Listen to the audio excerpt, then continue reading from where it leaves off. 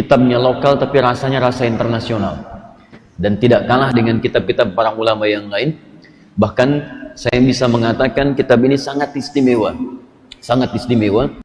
Kitab pertama yang akan kita bahas, saya akan memulai dari kitab lokal dulu, dari wilayah kita. Dan ini kitabnya lokal tapi rasanya rasa internasional dan tidak kalah dengan kitab-kitab para ulama yang lain. Bahkan saya bisa mengatakan kitab ini sangat istimewa, sangat istimewa karena dikarang oleh seorang tokoh besar di Indonesia yang memiliki sanad di hampir semua turunan kitab-kitab hadis, dan sanadnya pun dicantumkan dalam kitab beliau untuk menunjukkan bahwa apa yang beliau tuliskan dan beliau karang itu bukan sekedar dari pendapat pribadi, tapi dari petunjuk-petunjuk Nabi SAW.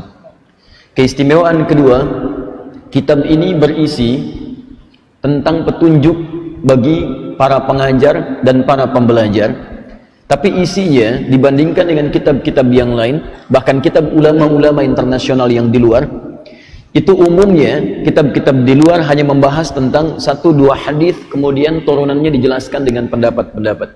Tapi kitab ini sangat menarik karena hampir 85% isinya justru hadis-hadis Nabi SAW. Jadi hanya sedikit kalimat-kalimat keterangannya saja, menerangkan A turun hadis, menerangkan B turun hadis, dan seterusnya.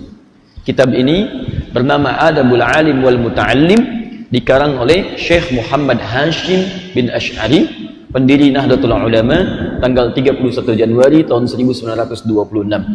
Alhamdulillah, Allah perkenankan kami untuk mendapati amanah seluruh kitab beliau yang pernah beliau tuliskan.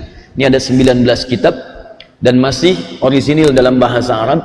Nanti insya Allah kita akan bahas turunan kitab-kitabnya sehingga kita bisa mengetahui ide-ide, pemikiran-pemikiran beliau seperti apa sesungguhnya ajaran-ajaran yang pernah kemudian beliau tuliskan menjadi satu kitab-kitab panduan, bahkan 19 kitab.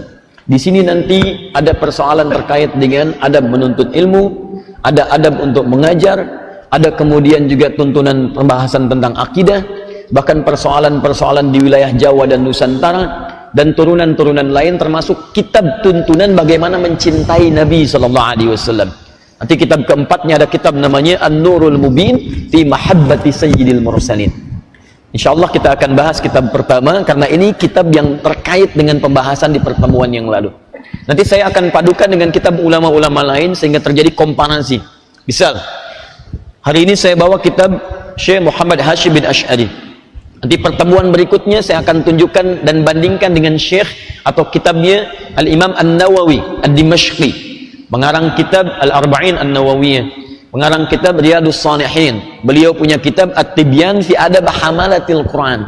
Nanti kita akan tunjukkan ini seperti ini, ini seperti ini, ini seperti ini. Ya. Semoga Allah berikan taufik pada kita semua sehingga terdapat kemudahan dalam bahasannya, dan semoga Allah Subhanahu wa taala memberikan hidayah kepada kita lewat apa yang akan kita pelajari ini insyaallah. Ini ada yang unik ini.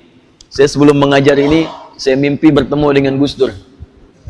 Lalu saya bacakan isi kitabnya dalam mimpi. Ya. Dan beliau kemudian tertawa gitu ya. Mari kita